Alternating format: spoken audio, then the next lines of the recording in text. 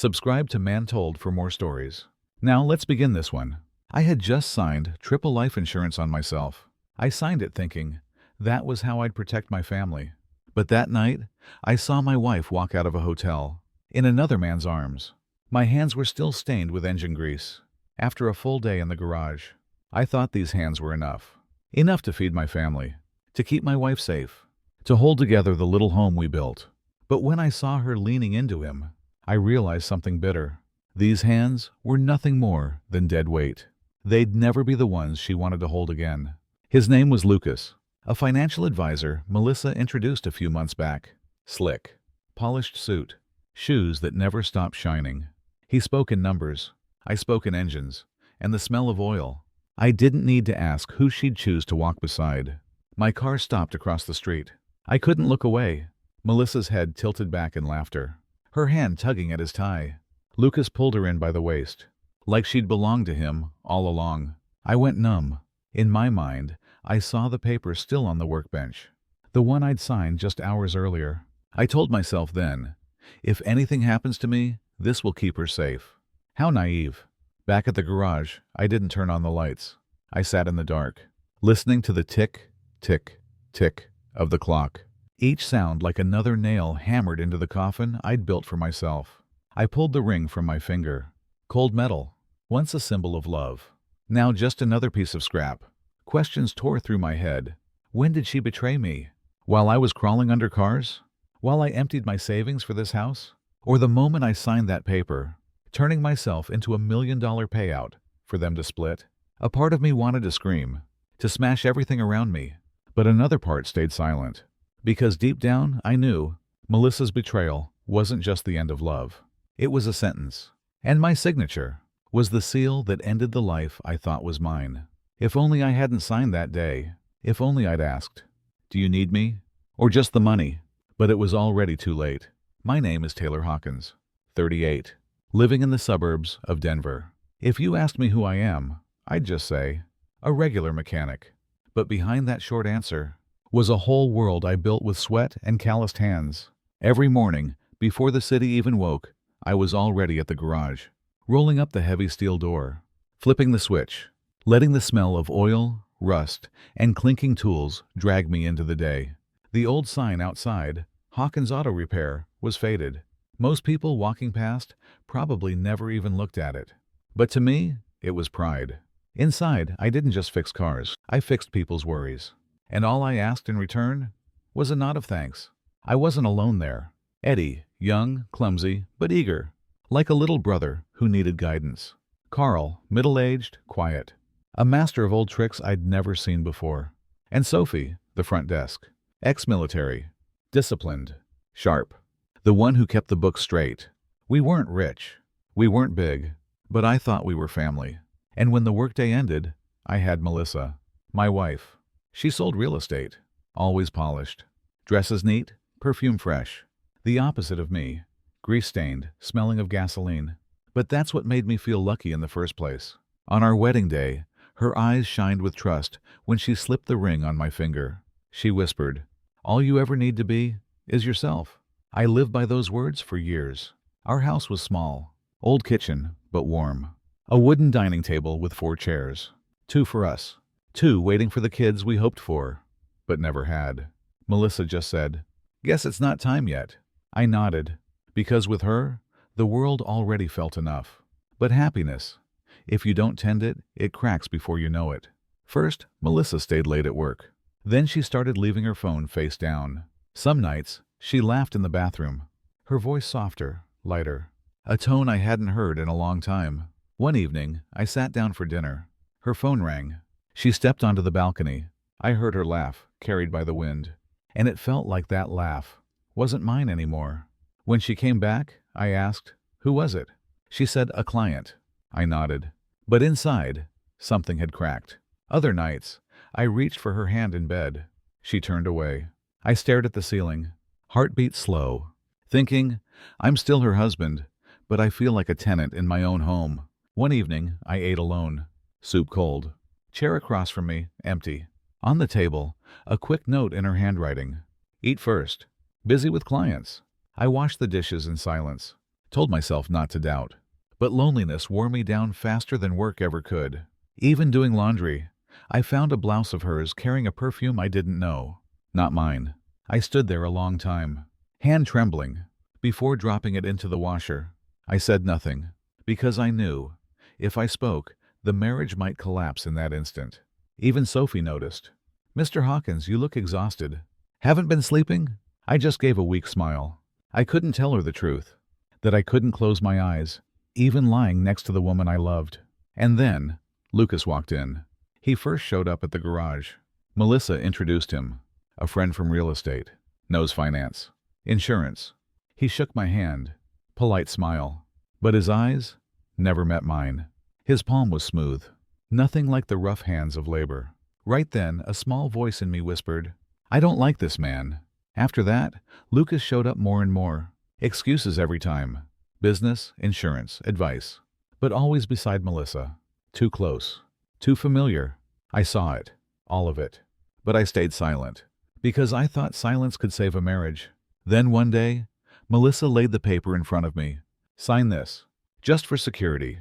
Lucas already worked out the details. A life insurance policy. I looked at the paper. Looked at her. Then at him. And in that moment, I didn't know when I'd lost her. All I knew was, the second my pen touched the page, the second the ink spelled my name, there was no turning back. The day I signed that life insurance policy, I didn't know I was signing my own death warrant. Melissa slid the papers across the table, her eyes holding something I couldn't name. "Just sign. For the family's safety." Lucas worked it all out. The pen touched the page, cold as metal against skin. I signed without thinking, but the moment the ink dried, I caught Lucas's eyes. He smiled, barely, like a man who had just won a game that I never even knew I was playing. After that night, Melissa changed. She came home late, always with clients. Dinner became me, alone, across from an empty chair. Sometimes a cold bowl of soup, beside a quick note, "Eat first." I cleaned in silence. I washed her clothes in silence. And once, holding her blouse, I smelled a man's cologne. Not mine. My hands shook over the washer, afraid of where my mind was going. One night, I placed my hand on her shoulder. She flinched, whispered, "Don't, Lucas." I froze. She backpedaled. "I meant client Lucas." I just slipped. But I knew. No wife calls out another man's name. In her husband's arms. The words stabbed into me, over and over. At the garage, Sophie handed me files. Her eyes lingered. "Mr. Hawkins, I don't mean to pry, but I've seen Lucas with your wife, more than once. Are you okay?" I forced a smile. "Just friends." But inside, I knew. It wasn't just my nightmare anymore. Others had seen it too. Later, Carl pulled me aside, his voice heavy. "Taylor, I hate to say this, but I saw Melissa and Lucas at a bar more than once. And it wasn't business." My ears rang. Everything I had tried to deny was now undeniable. That night, Melissa said she had an important client meeting. I followed. She drove straight to the Golden Crown Hotel. I parked across the street, heart pounding out of my chest. The glass doors spun. Lucas stepped out first. Melissa followed. They walked side by side, laughing. He wrapped his arm around her waist, like he had always belonged there. I went numb, my knuckles white against the steering wheel. And in my head, I saw the policy, my signature. I signed my own death sentence. The thought cut colder than the night air. The next day, Lucas came to the garage to pick up his car. I handed him the keys, my hands trembling. He smiled. "A man like you, Mr. Hawkins? Melissa's lucky. Not everyone would sign a policy that big. She deserves the best." His words sounded like praise, but each one drove deeper. He knew. He wanted me to know. And he wasn't afraid. I didn't go home. I drove aimlessly, streetlights slashing across my windshield. At a gas station, I dropped my head onto the wheel. I had no one to call. Parents gone. Siblings scattered. Old friends long gone. All I had was Melissa. And now, she was gone too. Back at the garage, I didn't turn on the lights. I sat in the dark, took off my ring, dropped it on the table. The clink against the wood echoed like a verdict. My death is worth more than my life. The next night, I tried to ask, "Melissa, is there something between you and Lucas?" She hesitated, then smirked. "You really think that? Lucas is just a friend. "You're exhausted, Taylor." She turned away, left me in the cold silence of our living room. I sat there, listening to the clock tick, each beat like another nail in the coffin of our marriage. Another night, I followed again. This time, I didn't stay outside. I walked into the hotel garage, heart hammering. The elevator opened. Melissa stepped out, Lucas beside her, her dress rumpled, hair undone. He leaned close, whispered in her ear, kissed her cheek. No more excuses, no more denials. I had seen enough. I turned, stumbled back to my car. The night air howled through the windows as I drove, my hands still shaking on the wheel. Back at the garage, I pulled the insurance papers from the trunk. The numbers blurred before my eyes. Money I could never dream of, turned into a noose around my neck. And at the bottom, my neat, perfect signature. A seal. Cold. Final. In my head, a voice whispered, "She doesn't need you. She needs the money." I collapsed into the chair, empty. For the first time in my life, I was afraid of the woman who once vowed to walk beside me. From that night on, all that remained between us was a shell. Melissa still came home, still smiled when she had to, but her eyes never turned my way. And I lived haunted by one thought. One day, a convenient accident would come, and when I lay in a coffin, they would stand over me, weeping for the crowd, with $1 million check in hand. Does the woman lying next to me count down the days until my death? Since that night at the hotel, I wasn't myself anymore. At the garage, I worked like a machine, but inside, my heart was always pulled tight, like a wire ready to snap. Melissa came and went as if nothing had changed, still smiling, still polished. But every time the door closed behind her, I felt like someone had wound the clock tighter on my life. Every engine that roared outside, I pictured her driving straight to Lucas. Every call I couldn't hear, I assumed they were planning my accident. At night, I lay next to her, afraid to even breathe too loud. If she shifted in bed, my eyes flew open. Listening, I started checking every glass of water, brewing my own tea, not knowing anymore if what I felt was love or fear. One Thursday evening, she said she had a client meeting. She wore a red dress, one she hadn't worn for me in years. I checked the clock. 7 p.m., then 11, midnight, 1 a.m. The house stayed dark. The lamp cast light over an empty table. I sat there, a cold coffee in my hand. At 2 in the morning, Melissa walked in. Lipstick faded, hair undone. She startled when she saw me, then said calm as ever, "Clients partied too long. I'm tired. Going to bed?" She shut the door. I sat in silence, each tick of the clock like a nail hammered deeper into a coffin. The next morning, while I poured coffee, Melissa stood beside me on the phone, her voice sweet. "Yes, don't worry. Just a few more months. He'll never suspect a thing."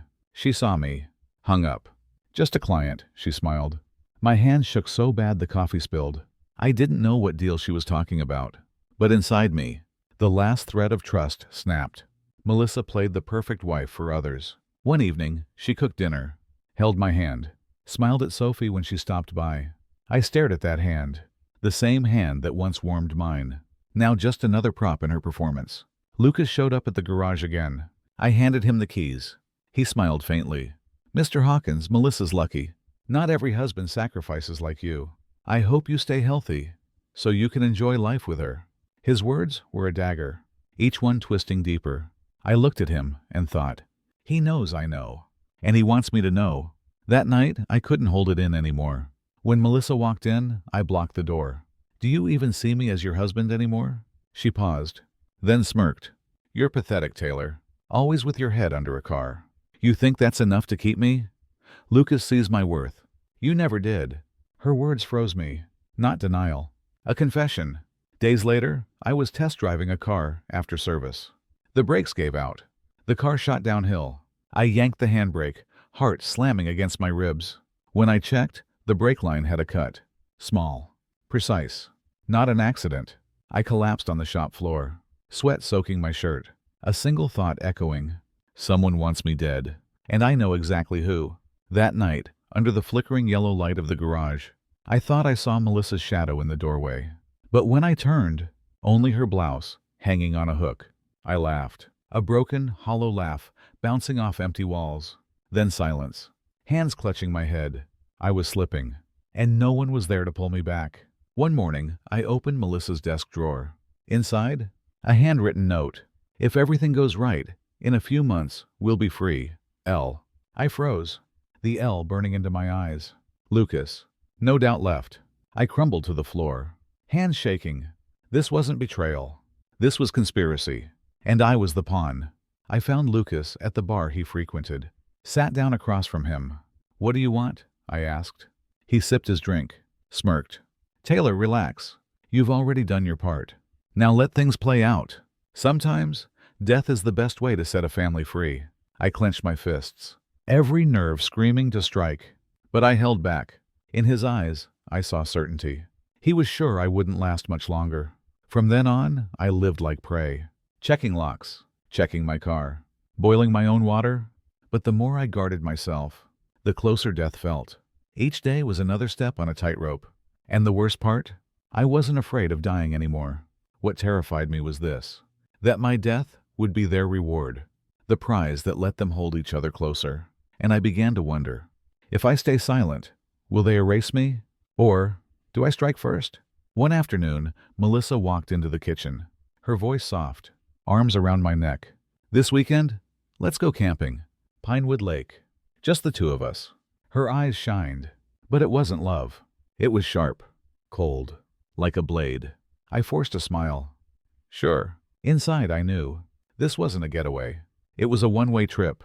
That night, I stood in the garage. The yellow light on my tools. Wrench, pliers, knife. I slipped the knife into my coat. Not for protection. For a reminder. I wouldn't go easy. In the mirror, a hollow man stared back, eyes bloodshot. But something new burned there. Resolve. If this is the end, I whispered, I'll choose how it ends. The lake was beautiful. Too beautiful for murder. The water still. The pines whispering. Melissa spread a blanket, opened wine. Her smile sweet, almost like our wedding day. If I hadn't known the truth, I would have believed. But when her hand offered me the glass, it trembled. I didn't drink. Footsteps crunched the leaves. From the shadows, Lucas appeared, like an actor waiting for his cue. He sat beside her, poured whiskey. Mr. Hawkins.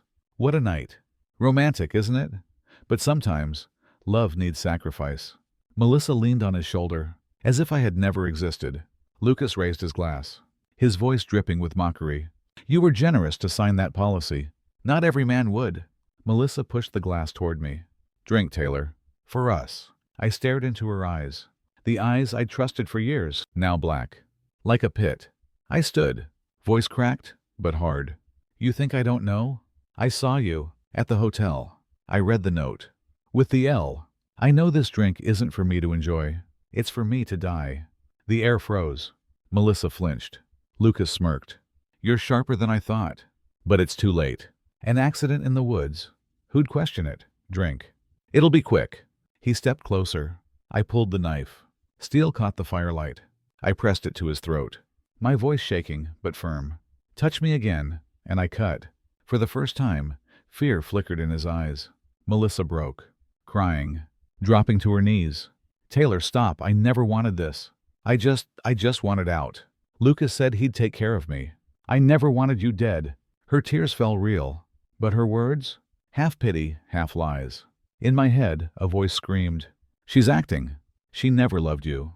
Lucas barked a laugh, then pulled a folding knife from his belt. You think you hold the edge? You're nothing but a pawn. Tonight, one way or another, you disappear. The fire snapped. 2 blades gleamed. Melissa screamed. But nothing could stop it now. In that instant, my mind flashed. Melissa in her wedding dress. Sophie hugging me after her first school trip. My grease-stained hand reaching for Melissa's years ago. All of it, once real. Which is why the fall hurt this much. I gritted my teeth, knife trembling in my grip. You turned me into a monster. If I die tonight, one of you comes with me. The wind tore through the pines. Blades clashed, sparks in the firelight. Blood traced a thin line across Lucas's neck. He roared. Melissa shrieked. My breath came ragged, eyes burning red. Across from me stood the 2 people who once shared my bed, my meals, my life. Now, they stood together, against me. My voice broke, each word carved into the night. Fine. If this is the end, it ends my way. The fire surged. Our shadows writhed against the earth, and no one knew whose blood would hit the ground first. Melissa's scream tore through the night. Steel clashed. Sparks flew. Me and Lucas, locked in a fight by the fire, blades flashing, smoke burning in my throat. The sting of blood when his knife grazed my skin. He was strong, but desperation made me reckless. Every shove, every strike, I poured years of betrayal into them. My back slammed the gravel. Pain shot through my ribs. I still forced myself up. Melissa stood a few feet away, hands clutching her head. Stop, please, stop. But there was no stopping. This wasn't a fight. This was a sentence. Lucas pinned my arm, the knife at my throat, his sweat and whiskey breath choking me. You're nothing, mechanic. Tonight, you vanish, like you never existed. My fingers brushed a stone, jagged, heavy. I swung, cracked it against his temple. A sickening thud. Blood streaked down his face. I staggered to my feet, chest heaving. Then Melissa lunged. She didn't help me. She grabbed the knife from Lucas, turned it toward me. Taylor, I'm sorry, but it's too far. I can't go back. Her tears fell, but her eyes, cold steel. Melissa, I choked. At least tell me. What we had, was it ever real? Her lips trembled. Then she shook her head. A small shake, but sharper than any blade. Before she could strike, Lucas ripped the knife back from her hands. Pathetic, he spat. I'll finish it. The blade glinted. The fire lit his bloodied face. I snatched a burning log, swung it into his shoulder. The stink of charred flesh filled the air. He screamed. The knife clattered into the dirt. We froze, all three of us. Breath ragged. Then dogs barking. Flashlights cutting through the trees. Police, anyone out there? Melissa's face shifted in an instant. She ran toward the lights, wailing. Help! He's insane! He tried to kill us! I stood there, numb. Lucas wrapped an arm around her, pretending to shake. It's true, he attacked us. We had no choice. And just like that, the victim became the monster. The cops slammed me down, metal cuffs biting into my wrists. I screamed until my throat tore. No, they tried to kill me. Check the brakes, the wine, check it. But no one listened. Melissa wept like the perfect wife. Lucas cowered like the wounded lover. And me, bloodied, eyes burning, reeking of smoke. I was exactly the villain they wanted. The news spread fast. Jealous husband attacks wife and her friend on camping trip. The papers called me violent, unhinged. No one spoke of the note with the L, the cut brake line, the poisoned glass. Melissa and Lucas had won. In the damp cell, I sat alone, mind unraveling. Maybe I had always trusted the wrong eyes. Eyes that could cry, on command. One morning, a guard called me out. Visitation. Melissa sat behind the glass. Makeup neat. Calm. She lifted the phone, her voice soft, cold. Taylor, I'm sorry, but I have to live. I had no choice. I stared, eyes empty, burning. No, Melissa. You always had a choice. You just chose betrayal. A tear rolled down her cheek. Real? Or just another performance? I couldn't tell. That night, moonlight cut through the bars. I lay on my back, broken, stripped of love, of freedom. But something flickered. A fire. I whispered to myself. They think they've buried me, but this isn't the end. As long as I breathe, I'll rise. And when I do, the truth will burn through everything. A thin smile crept onto my lips, not of a man defeated, but of one who's realized the real war was just beginning. Nights in prison are never quiet. Footsteps of guards echo down the hall. A cough from the cell next door. The clang of metal on bars, like the ticking of a giant clock. I lay on the cold steel bed, eyes fixed on a cracked ceiling. Sometimes I swear I hear Melissa's laugh, or Sophie's little voice whispering, Daddy. But when I open my eyes, only darkness, only the wind seeping through the cracks. What used to be home, now just echoes in my head. Memories turned against me. When a man has nothing left, he clings to the smallest things. For me, it was Sophie wrapping her arms around my neck, whispering, I love you, Dad. It was Melissa brushing my hair aside when I fell asleep in my chair after a long day under the hood. Moments small as dust. Yet back then, they made me feel like the luckiest man alive. And maybe that's why the betrayal left a hole nothing could fill. I used to torture myself with questions. Why Lucas? Was it money? The thrill of an affair? Or was I just too plain? But I know now, none of it matters. The truth is simple. Our love had been dead for years. I was the fool holding onto a corpse, pretending it still breathed. In these endless nights, I've learned something. Loss doesn't only come from death. Sometimes it comes from the cold eyes of someone who once swore to walk beside you forever. And betrayal cuts deeper than the grave. But loss taught me something else. No one can take your dignity unless you hand it to them. The world out there believes I'm insane, a jealous husband turned killer. But the truth has its own way of rising. It can be buried, crushed, but like a seed in the dirt, it waits. And when the time comes, it breaks through. On that day, I won't be the victim. I'll be the survivor. I'll tell this story, not through screams in the woods, but through silence. The hard, patient silence of time. If anyone's listening to my voice, all I want to say is this. Treasure the simple things.